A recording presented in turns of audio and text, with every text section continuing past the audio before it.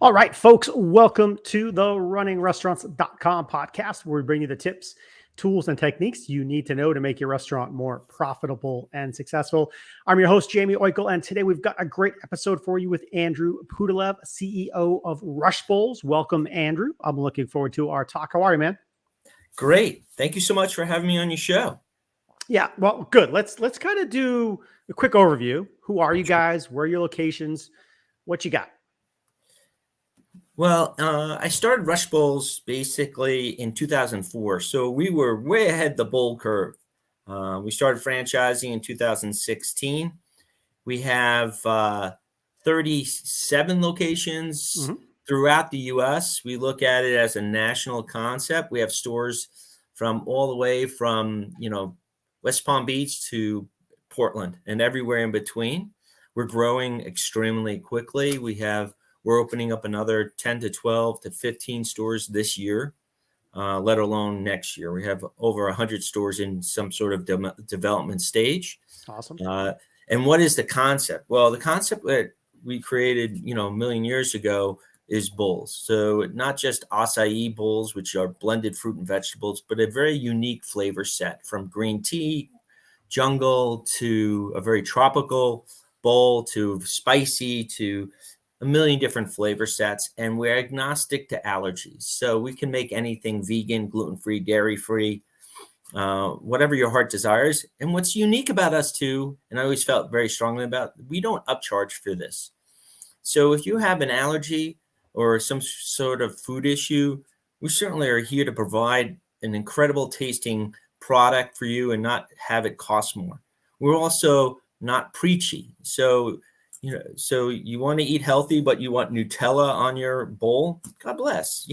Whatever people enjoy, we're here to serve. But we are extremely healthy bent. So no sorbets or any junk that we put in any of your food. It's always blended fruit, vegetables, whatever it may be, with assorted milks, oat milk.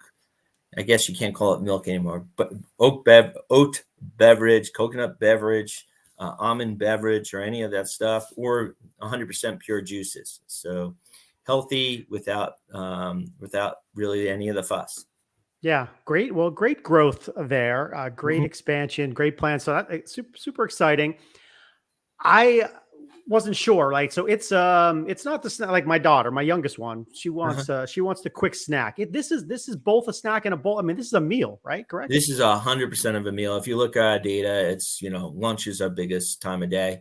It's 16 ounces, just to give you an idea, of a blended fruit mixture, and then topped with organic hemp granola and honey and fresh fruit on top, or whatever that mix may be. So these are meals. People are eating them as meals. So if you say, here's a Subway sandwich and here's a Rush Bowl, or here's this sandwich and a Rush Bowl, our bowls actually have much lower caloric intake. So I would say average between 250 and 500 per bowl. And that's for a full bowl. That's 16 ounces. And opposed to, a hefty sandwich or whatever else that may have a ton of junk in it. So we really focus on nutritious health products, again, without being preachy. Yeah, I want to talk about a lot of stuff in your business specifically, but I want to talk, get your opinion really on where we are right now as a restaurant industry as a whole. Right, it's not through COVID yet because it's still a challenge. So I want to ask you about some of those challenges. But the hiring thing, the cost thing, the inflation stuff. What are you seeing? Well, it's funny. It's not funny, honestly. My background, I was global head of derivative trading in New York City and gave it up, forever ago. So I've always had an extremely educated and close eye on markets and what's going on. I actually think it's been kind of a perfect storm to hurt restaurants in general, especially mom and pop setups. That don't have the flexibility or the buying power of a franchise system or a multi-unit system. So I think labor actually is slowing down. The issues with labor is easing up. I think more and more people are going back to work. I see inflation as somewhat of a mixed message, basically a mixed scenario. I see some inflation longer term coming down, but inflation in general is still higher and higher. So cost of goods are going higher and higher still. But I do see it easing up in by the end of the year, going into the first quarter of next year. So I do think prices will come down. Rents I have not seen ease up quite a bit, Mhm. but I see a lot more empties. Mhm. So as a company in our position, we feel that there's a lot of opportunity to find spaces and feel that that inflation will ease and labor will ease. But demand may ease slightly too, because obviously when the Fed came in and raised, 150 basis points relatively soon, that's going to have an impact on the market. Absolutely. Yeah. I want to go to the labor piece because it's Mhm. interesting. There are some silver linings, especially in your business, where Sure. locations are opening up, right? Maybe opportunities that weren't there 5 years ago in great locations. That there are some good aspects of it, but the people has been a challenge to find people. I think and you correct me if I'm wrong. I mean, you guys are a relatively small footprint, Yeah. relatively low staff per footprint perhaps versus a restaurant that maybe needs to have 50 people. Is that fair? But even so, you still got to find people. You got to find good people. What's working for you? Is it incentives? Is it pay? Is it just training? What do you think? Well, I think it's a lot of things. Certainly, like I stated earlier, I do think it will ease up a little bit. But what for us specifically, I obviously it's pay is a big part of it, Mhm. but it's not. You can pay a lot of money to a lousy employee, and they'll still be a lousy employee. You can pay 100%. not as much to a great employee, and they generally will still be a great employee, and you want to reward those people. Our concept specifically is a lower labor count, so it's basically two to max three people per store at any one time. What we do is, first of all, they're interactive with the consumer. There's no back of the house in our stores. So they're very much like the Starbucks barista. So it's a wanted position, A. B, we try to have a good, fun environment in there and try and make them feel very at home. And certainly, you're serving healthy food and you're a bartender basically serving healthy food. Mhm. So that type of feeling, certainly with the current employee generation, which generally, is a younger generation, uh, they really like it. And for us, the struggle is certainly we struggle like everyone else, but I think a lot less than a lot of companies that, like a McDonald's or Burger King, that have 15 employees all on, or whatever, it's 7 employees all on at once, or 8, and there's a back of house. They're not seeing the front. Also, our employees get lots of money in tips. So, Mm. Mhm. you know, uh, for instance, in my store alone, they could get $5 to $10 worth of tips per hour. So, certainly that adds to whatever that hourly wages. So it is definitely more of a wanted job, and for me personally, I would say more satisfying job, because Mhm. you're front and center with the consumer. So, and then you can really see their excitement when they have, the bowl or whatever else it may be. So, Yeah, you said a lot of things there I want to pick up for. The wanted job is interesting, and people have a choice, right? You want to be that place if it's a young workforce that the young folks want to work at, or if they're older, that there's some excitement there. So I like what you said there. I want to go back to the reward piece, the fun piece. What are some things you've done to bring rewards to the staff, to bring fun to the culture? Anything unique or interesting you folks do? well, I think, a little bit of everything. So we have events, even, and this is not just on a retail level, this is, on a corporate level too. Input, I think, is very important. Mm. So a lot of our, employees, no matter where they are, if they want to give us input or give their manager input of a different bowl, a different smoothie, or some other idea, we're really excited about it. And there's a way for them to do that. So they feel empowered, I would say, Mhm. and they have a voice within our organization. And I always felt that way, no matter how large the organization is or what level people are within the organization. We better listen. and that's always been my motive for operation. And I think that goes a long way. It Also, does. we're relatively busy. Our stores are busy. So I will tell you, in terms of employees, people want to be busy. We lose employees when we're slow, not when we're busy. So I think keeping people busy and task oriented and having a voice and encourage create people to be creative all help in that environment. And then have fun events, have them make TikToks, have them do whatever they Ah, like, and mhm. and within reason, obviously. Uh, but having them engaged, Yeah. or the team engaged, is really, opposed to here's. And some stores, some people do,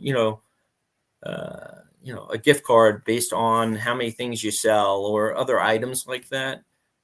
But I do feel having people engaged and understand who they are and what the brand is and engaged is very powerful tool. Yeah, I do. I agree 100%. And so, yeah, engaged, empowered, having input in the business, being listened to, feeling like you're listened to, all those things make people want to stay in your jobs. I want to go back to tips. You talked about tips for a second, and some of them, I have younger kids, and they're starting to work and get tips, right? Sure. So what's been fascinating? There's the classic tip bowl, right? Whether it's a jar, right? You put Right. money in, but I think probably you guys, but I'm guessing a lot of people have the screens, right? And when you Right. flip the screen around and it says tip here, hit the 15% button. It makes it easy. Are you finding digital tips happening? Are people still throwing money in? Are they more generous when it's digital? Have you seen any trends there? Because I just kind of find that stuff a little interesting. Yeah, no, and so do I on a financial level. I would say that, first of all, our demographic that we really is skews younger. So most of our Mm, business is not cash at all. mm, So it's all, cards, whatever those cards may be, but it's all cards. So yes, I do think it encourages tips in general, and people generally would give more digitally because of the ease of the scenario. In general, I would tell you also, I feel that people in general are more aware of what it takes, to make something. Right? And I would say that in a broad sense, that they're more giving tips wise, in general, I think, here, certainly in the US, mm. and understand the struggles that people have. They go out of their way to make your food and this and that. So Yeah, and it within sounds like yours is more of a product. Yeah, they're more producing a presentation. It's not a simple here's a bottle of water, right? Right, I don't think I need exactly. to tip you a buck for handing me a bottle of water, but you're making something, putting it in front of me. It looks delicious. Oh man, I'm excited.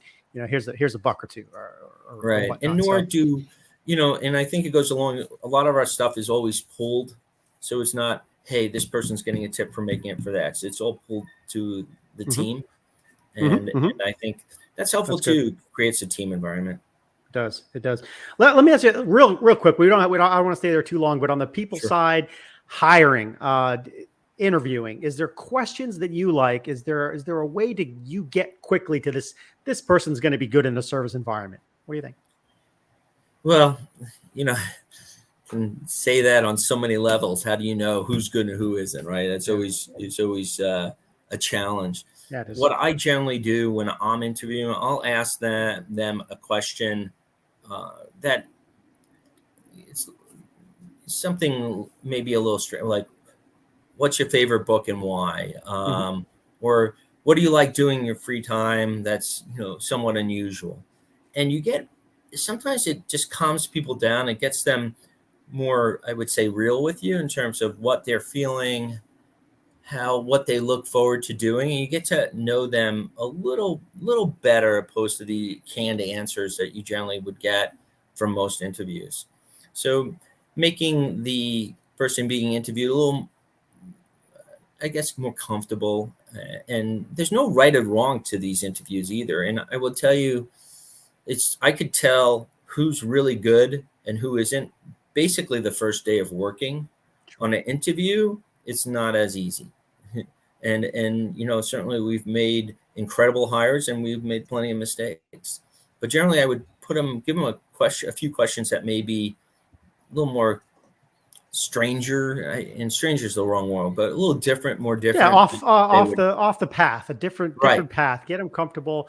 Yeah, I like that as a technique to get to know the person, because we can all go in with a little script and what are my strengths and what are my weaknesses, and kind of fool you in 30 minutes. And like you said, you're going to see on that first day, I mean, really who they are when the rubber hits the road. But I like that approach of finding out who they are. So, all right, so they're in there. You guys have had obviously challenges for COVID, marketing stuff. It probably taught you a lot more about delivery, takeout, operations, QR codes, online menus. What did you learn there that had to happen probably pretty fast, I'm guessing? And I think the franchise system is a little different in this, but learn to communicate a lot Mm-hmm. more than we were communicating. What works, what doesn't. We also put a lot of emphasis on delivery services, certainly during COVID, and then made a big investment into a company called Olo, which helped, with it's one of the leaders in the space for delivery. So making sure that we had kind of one of the best delivery systems out there, and generally orders taken in, because more and more, 30 to 60% of our business is online ordering. And Okay. that's one Wow. thing I do not really feel that's going to change significantly, if anything, grow. So really, it kind of focused us in a lot of different ways. And we had, certainly during the heart of COVID, we're really figuring out, hey, in Boise, this is working really well. In Connecticut, they started doing this, and they started catering tons and tons to hospitals, actually, and that was an avenue we weren't doing much with, and certainly decided, hey, we got to really focus more and more on catering. So there was a lot of options, and it really opened our eyes. I think COVID in general was relatively, certainly it was tough and a horrific disease, but it really helped our business in certain ways, and fine tuned the business, I would say, also. But it made us a better business. Yeah, a lot of those silver lining lessons that got picked up, and you, as you already pointed out, have a younger audience, so they're already mobile savvy. They're picking up their phone, they're making their order. They, you talked about delivery, but I'm sure a lot of people just hit their order beforehand, come on in, it's ready for them, or rapid pickup, that sort of thing.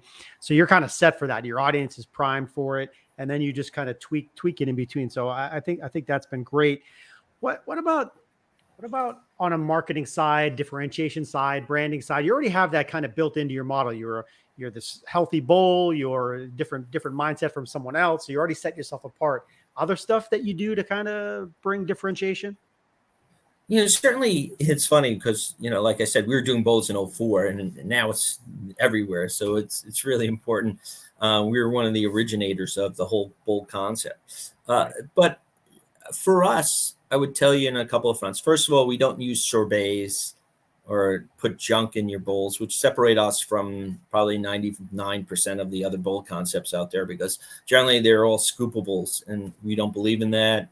Changes the sugar content, other things. Also, we don't just focus on acai, so extremely diverse flavor set. And I felt that was always something that we're really unique flavors and combinations that unlike anyone else is doing out there.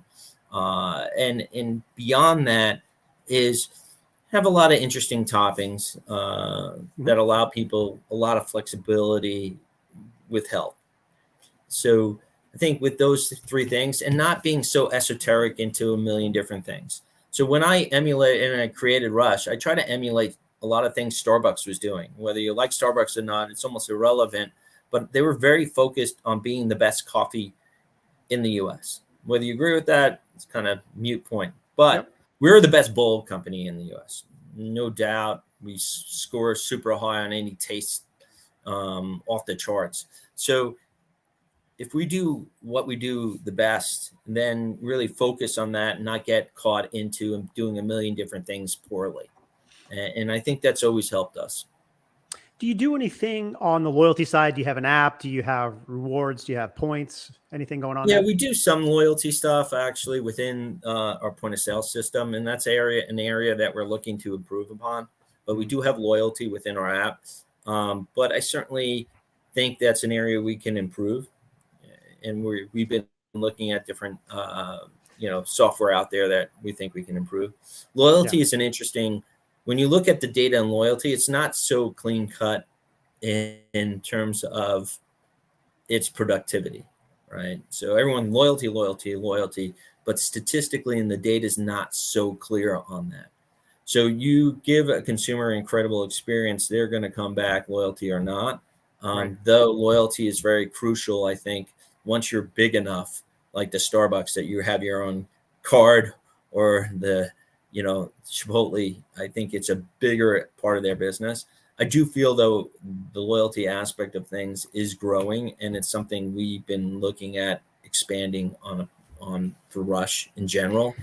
Yeah, just that idea of being front and center, popping a message, popping a notification, encouraging that one extra visit a month that may not have happened otherwise. That, as you know, mathematically, as a finance guy, adds up dramatically over the course of your business, replicated over so many stores. It does, but if you actually look at the success of loyalty, and we have loyalty, and trust me, we're investing a lot into it, it's not so cut and clear in terms of the return on it. Because I have gone through the numbers quite a bit. And it's actually pretty interesting. Depends on the size and scope of the industry. Most people will never say this, quite frankly, but and again, I think loyalty is a positive overall, and I think it will help any business. But in terms of size and scope, they help me be different. Good. Okay. I want to go back to this because it's important. You talked about finding a niche that was maybe not something you had in your mind, but catering. And you talked about hospitals for COVID. I can imagine, showing up with 20 bowls, boom, or could be more, bringing them to healthcare, bringing them to the office. And that can be a gigantic part of anybody's business that people are leaving on the table. They think, oh, let me open up a store. Everybody will come see me. I'll make all the money in the world. Of course, as restaurant operators know, that's not true. It's not how it works. You have to have multiple revenue angles. You have to have, a mindset to take advantage of opportunities that aren't there. So you saw that piece, and I assume you're kind of rolling with that and keeping it as a constant part of what you do.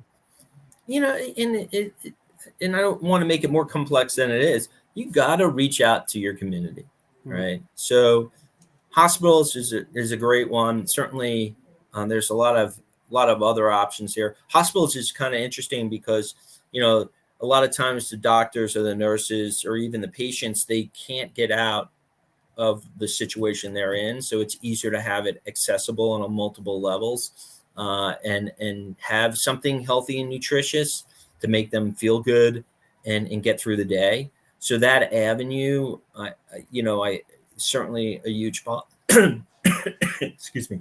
All right. A huge positive. Airports, excuse me. May need to edit this. A huge positive. Airports, sometimes they even might have cafeterias in these places, but they're not focused on delivering health and healthy eating to the particular customers. And that's something we are. And we're also not judgmental. So we want you to feel very comfortable in what you're getting and eat something that's delicious.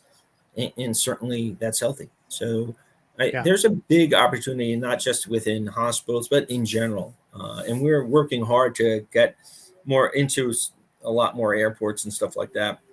Yeah, I can see that. For a healthy, nutritious meal. Yeah, and universities on campus in their, food halls. Yeah, 100%. What's in my head is I want to bring you back in the future because there's a lot more I want to talk about, but I want to ask about the franchising piece, and we'll wrap in the next 5 minutes or so. But sure. As you're franchising, as you're growing, what do you look for in a franchise? What do you look for in locations? How do you think about that growth? You don't want to grow too fast, but you want to keep the momentum. What do you think about being a growing brand? Because you're talking about some very aggressive growth plans over the next year or so. Yeah, we're a little unique because I own the company. There's no private equity. There's no fund, supporting it. So we're going to grow as we feel fit, that we can, certainly work and really contribute to our franchisees, and as a franchisor, really grow the company appropriately. I'm not under someone's thumb for particular growth or under the pressure that I have to get this return. And that makes us a lot more flexible in our plans. It's more, I guess, franchisee or partner focused because we're here to support them. They're our customers too, and it's really important that they're happy and we're doing everything we can to help them. Doesn't mean we can't grow quickly and can't grow extremely well.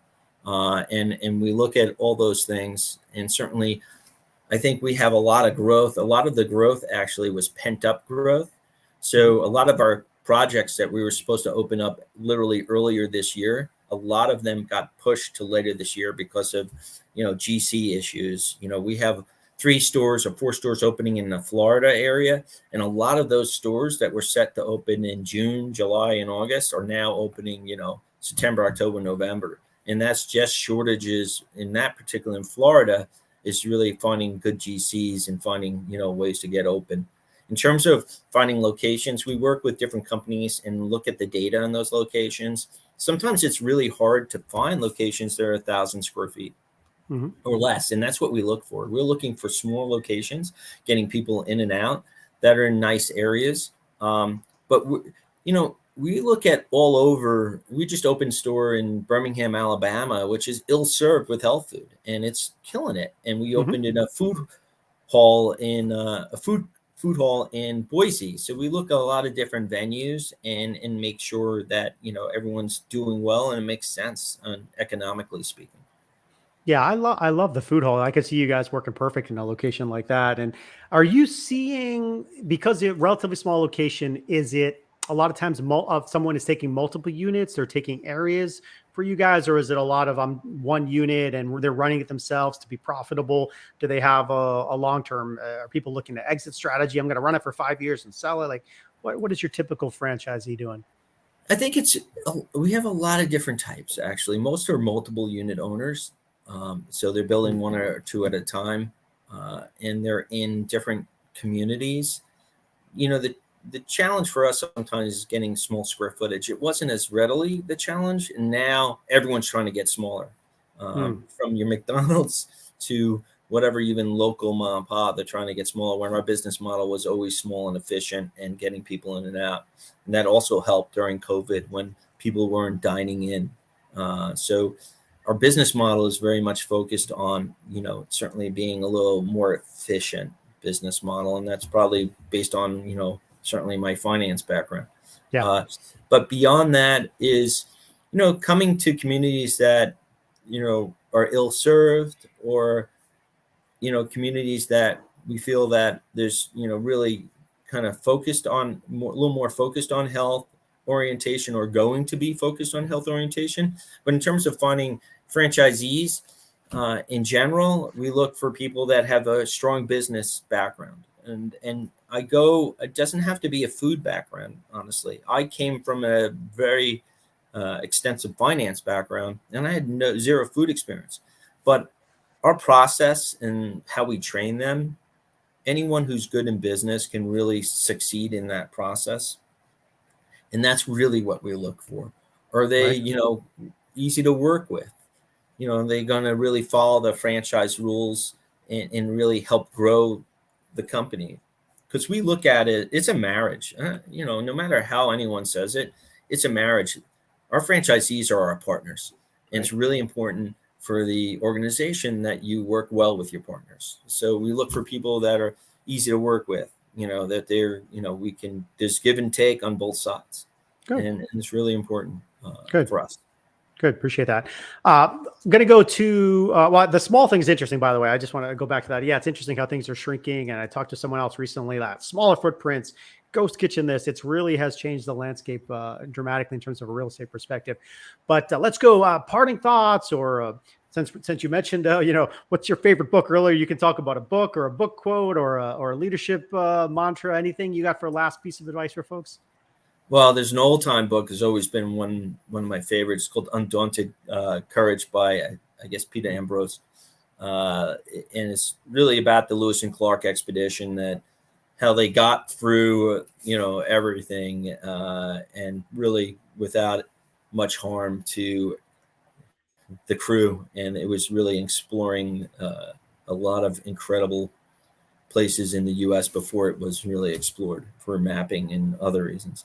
And that's an old time book, one of my favorites. And you know, I read everything, and usually I read all nonfiction, because sometimes that's more incredible than fiction. So with that, but in terms of Rush in general, you can go to rushbulls.com. There's tons of information about it. And, you know, if you're interested in franchising or anything like that, we're here. We have a team to support you, and we're excited to, you know, get more stores going and get really healthy, nutritious food in lots of people's hands, and have people run a business that's relatively simple and own their own business. I think it's really empowering in general to own your own business. I always worked for big corporations. I worked for Bear Stearns, Morgan Stanley, Credit Lyonnais. I was global head for National Australia Bank. But to own my own business, oh my God, it's really wonderful. And I encourage more people to do it, no matter what that business may be. Good. Yeah, I agree with there for 100%. So awesome stuff today, Andrew. I appreciate you folks. That was Andrew Pudalov of Rush Bowls. You can find them on the web at rushbowls.com for more great restaurant marketing and operations and service people and tech tips. Stay tuned to us here at runningrestaurants.com. We'll see you next time. Thanks, Andrew. Thank you.